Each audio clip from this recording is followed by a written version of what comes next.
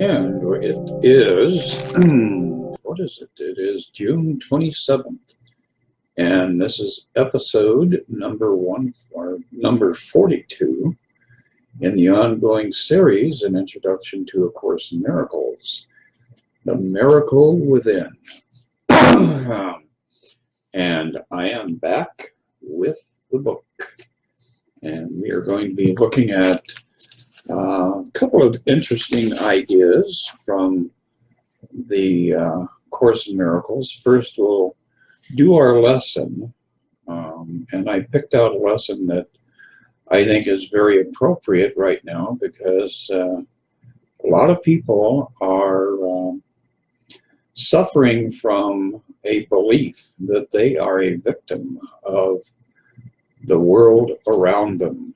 And of course, the Course in Miracles helps us understand that in actual fact, well, Kelly, I see that you've shown up, and this is all about A Course in Miracles, so I think you'll enjoy it.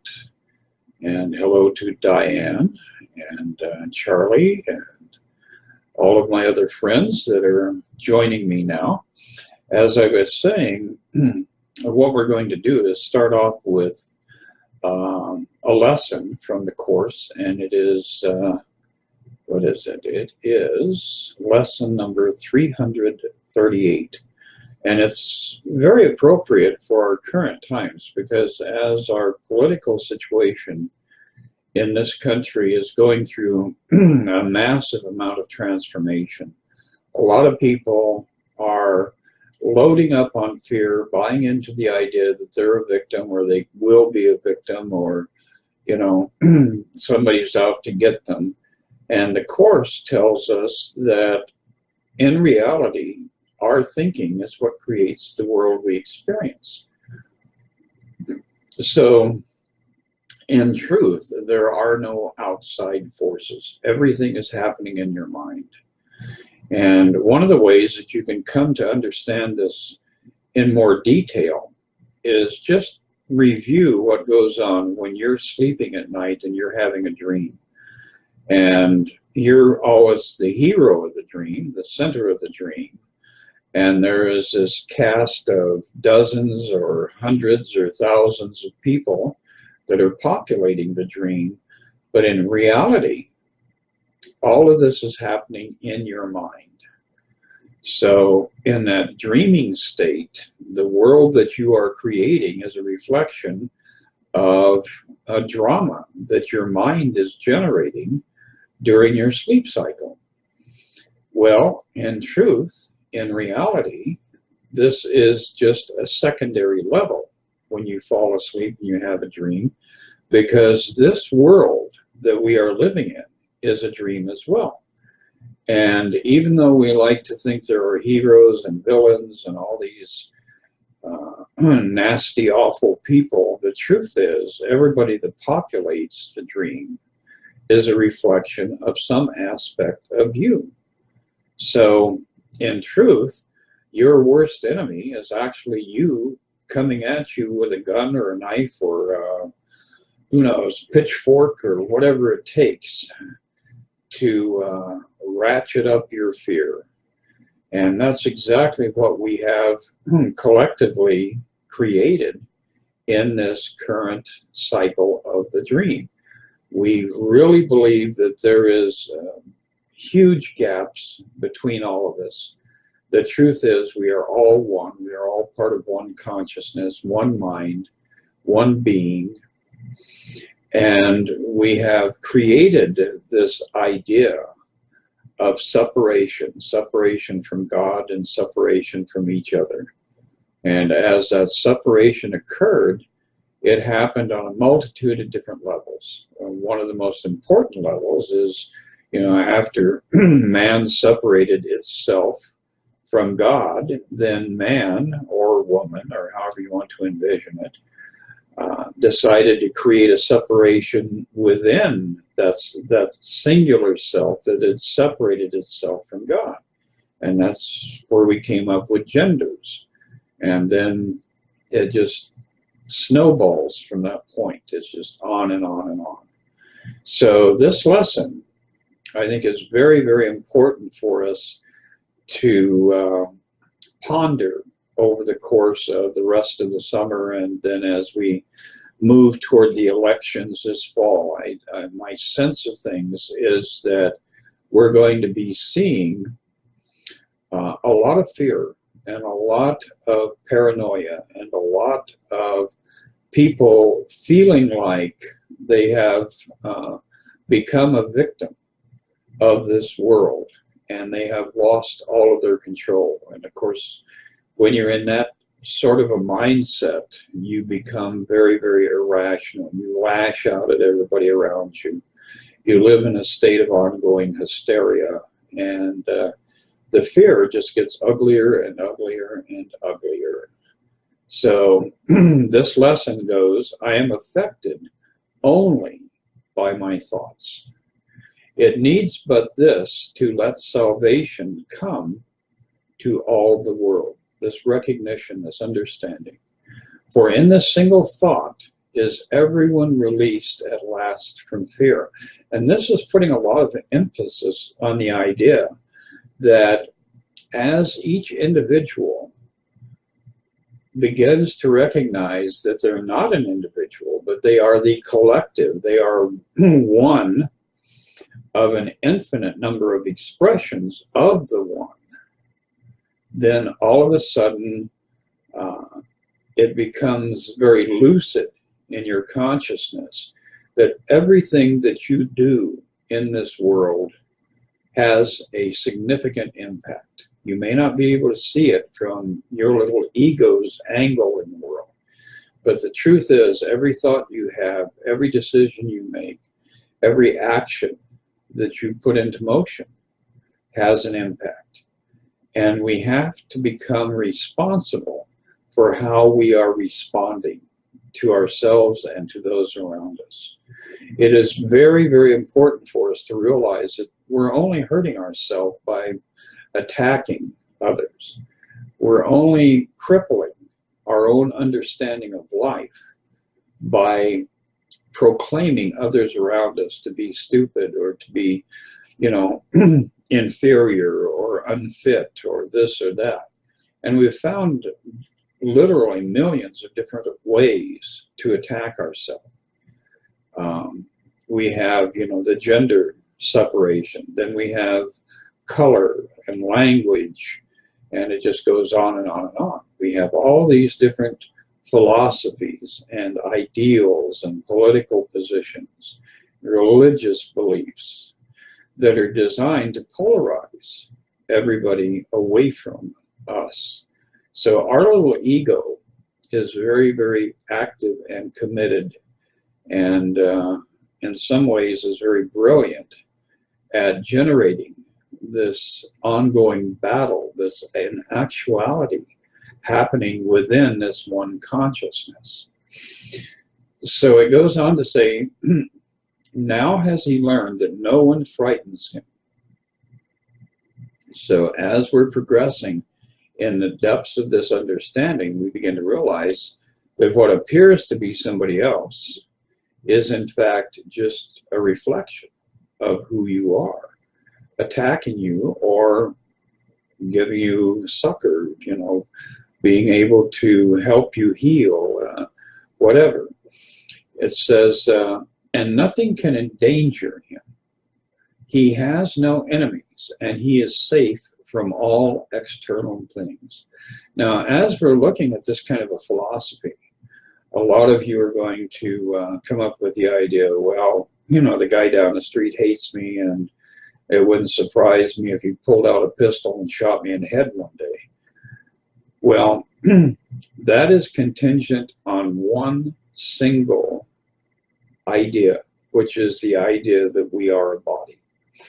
Now, if we are invested deeply in our ego, we are entrenched in our physical body, and our physical body is very, very vulnerable.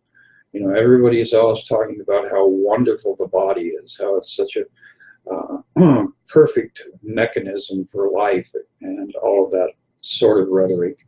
The truth is, the body's a disaster. You know, and with one idea, you can you can pretty much encapsulate the whole concept of the body as being merely a momentary blip on the timeline. Just think of your appendix. If you haven't had your appendix taken out, then there's a time bomb right inside your body waiting to take you out. See, so there are all these different flawed ideas that we have collectively generated and supported and enshrined, and we worship it. We worship our belief systems. But the truth is, we are spiritual beings. We may appear to be in a body, but the truth is, at no point in time does the body actually exist. It's simply the shadowy image in our mind about who we were yesterday or who we will be tomorrow. But as you get to the point where you can stop the activity of the mind and experience the moment of now, you step out of the timeline and you suddenly have a realization that you are not a body, that you are much more vast, infinite, and invulnerable. The body is simply this little boat that we're riding, and unfortunately, the boat is got SS Titanic stamped on the back of it, so you know where it's headed. Anyway, as it goes on, it says, his thoughts can frighten him.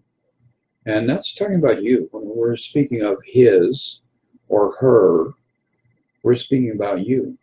We're speaking about me. It says his thoughts can frighten him. But since these thoughts belong to him alone, he has the power to change them and exchange each fear for a happy thought of love. He crucified himself. See, and this is, again, how warped the thinking of the ego has become. We have allowed ourselves to indulge this ongoing dialogue that's happening inside our minds at all times. We're looking around us, we're analyzing things, we're objectifying people, we're objectifying our existence. We've shattered, the serenity of our true self, which is a spiritual being that is still residing in the mind of God. We put ourselves down for a dream, took a nap, and the dream has only one outcome, and that is the denial of our spiritual being and the allowance for the idea that death is real. So hanging on to the body means you're hanging on to that idea of death. And after a while, it just becomes tiresome. I mean, how many incarnations do you want where you are born, you live, you struggle, you strive, you achieve, you go down in failure, you do this, you do that. But at the end of all these adventures, there is that one final singular outcome over and over again. You croak. Death is an attack on God because we are part of God. And when we proclaim ourselves to be separate and to be apart from God and to be vulnerable and to be able to die, then we literally have rejected God's love, God's support, God's presence, God's activity, God's blessings, and God's peace. And the peace of God is the one thing I think that is a very important part of the awakening process. Because how much time do you spend each day in a state of being at peace? How often can you just sit and enjoy serenity and experience the world without a judgment, experience the world strictly as an observer, and withdraw your fears from the world as well as your blessings from the world, and get to that point where you just love life itself. See, that's what the peace of God is all about. That's what we're striving for. And if we begin to really ask for that peace of God to be restored to our consciousness, you will slowly begin to experience that in, varying increments. But that peace, as Jesus said, the peace that passeth understanding, is available for us. And that is a key element in our capacity to exit that role of the victim, to exit that identity of the ego. So as it goes on, it says, he crucified himself. And in the text, there's quite a bit in A Course in Miracles as far as that idea of crucifixion and what the meaning was. If you go by standard mainstream Christian understanding, then they associate God with this wrathful psycho nutjob that demands some kind of death in order to be forgiven for any imagined attempts to defile God's will. So the mainstream idea of God is a God that survives on death, that loves to see things slaughtered. It loves to see, sacrifice. And crucifixion, of course, is one of the more gory and one of the more classic forms of that kind of sacrifice, self-sacrifice. So all of us have this mental image where we associate Jesus with the sacrificial lamb, as it was stated. And in order to appease God's wrath and God's somewhat unbelievable state of being, state of mind, we have to kill something, kill someone, kill a human or a bird or an animal or something that is sacrificial. And A Course in Miracles comes along and examines the teachings of Jesus and separates all of the other parts of the Old Testament and even the New Testament that is devoted to this God called Jehovah, who is filled with fear and anger and death and revenge. And Jesus offers us a different idea about God, a God that is love and is so consumed with love that there is no other aspect of his or her or its nature that exists. There is no duality within God. There is no good part of God and bad part of God. God is a singular state of perfection. And that perfection is what we are trying to reclaim, because we were created in the image of God. So we are that same perfect being. So anyway, as it goes on, it says, yet God has planned that his beloved Son will be redeemed. And that's what we're invested in this journey with A Course in Miracles. We are looking for redemption. We are trying to get out of the trap of incarnating and having an adventure and then going down dirty over and over again. So to continue with this, it says, your plan is sure, my Father, only yours. So this is kind of an affirmation that we are going to be putting out to the universe to help convince ourselves that this is true and that this is the key to escape all of these trials and tribulations and ultimately death.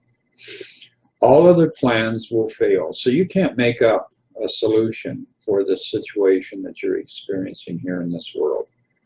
The ego has always got, oh, if we only had this, or if we only had that, if we strive and climb the mountain and attain this goal, we will be blessed. We will be swept up to a higher way of life.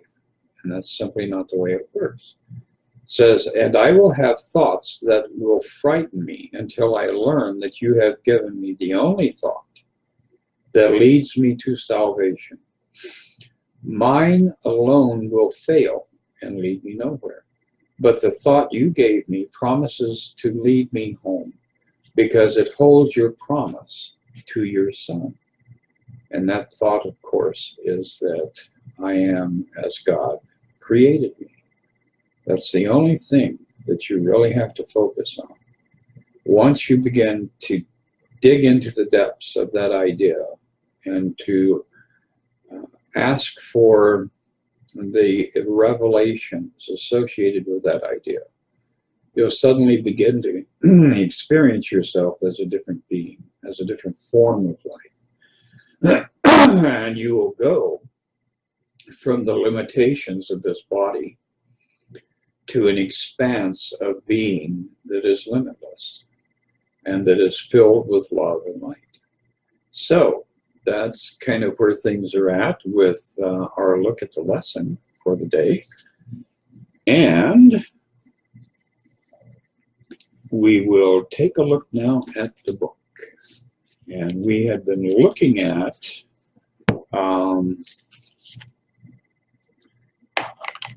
chapter 5. We are now flipping over into chapter 6, and chapter 6 is about the lessons of love.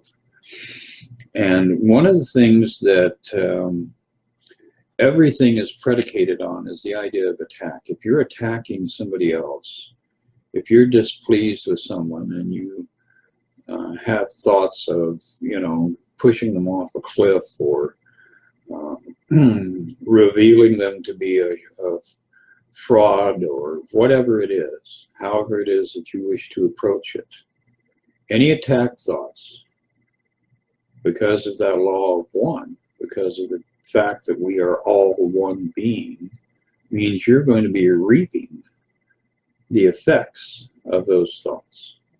So we really have to become mindful, and we really have to get to the point where our ability to forgive those around us is so amped up that nothing phases us. Somebody cuts you off in traffic. Somebody steals your lunch out of your desk at work.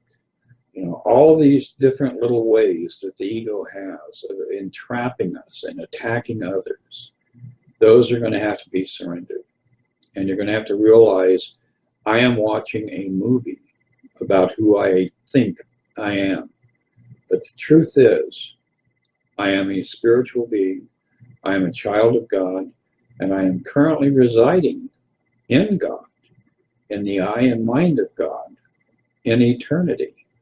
But I'm just having a whacked out dream. So, moving forward with that, it says, as we have already emphasized, every idea begins in the mind of the thinker. Therefore, what extends from the mind is still in it. And from what it extends, it knows itself.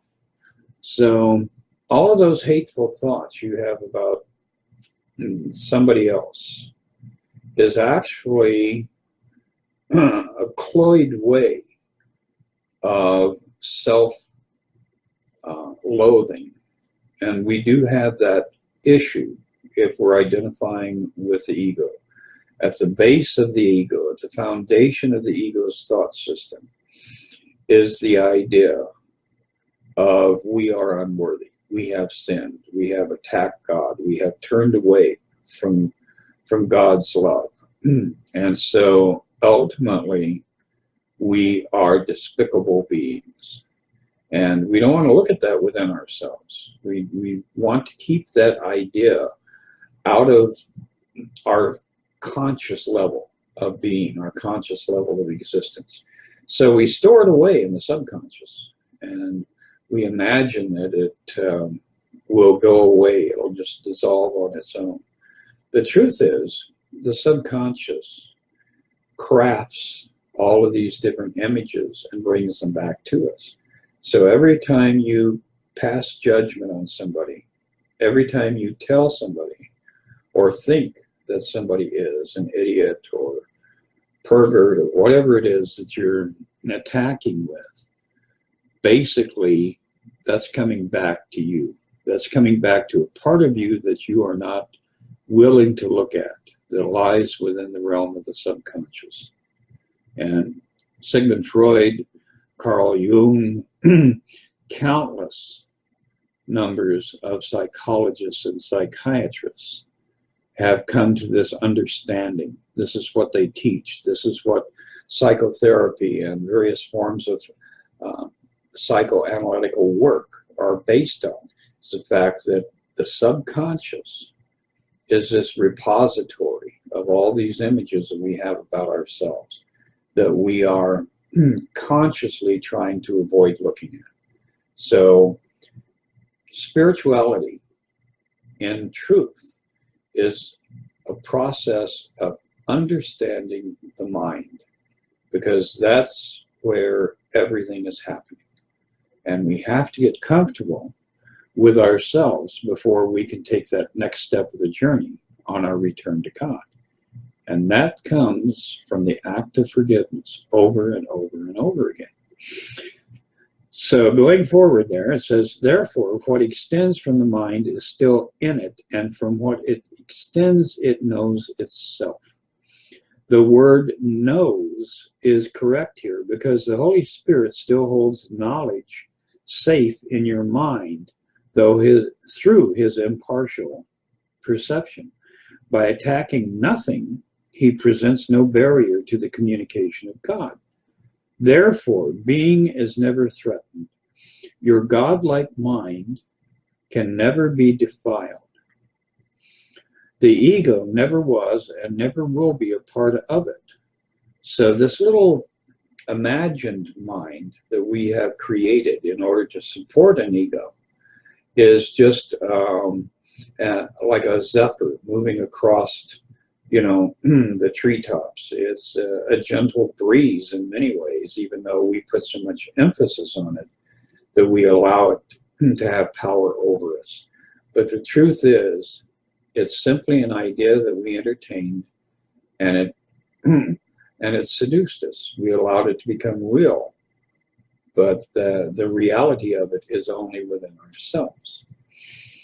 So as it goes on, it says, you have taught yourself to believe that you are not what you are. You cannot teach what you have not learned. In other words, we've forgotten our true identity. And what you teach, you strengthen in yourself. So if you're teaching that everybody is a child of God and nobody is a sinner, then you're going to reinforce that idea within yourself.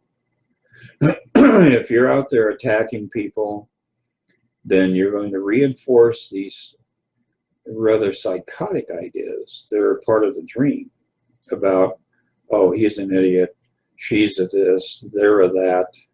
We've got all these divisions that we have created to keep ourselves in this comatose state and to continue to act out within the dream.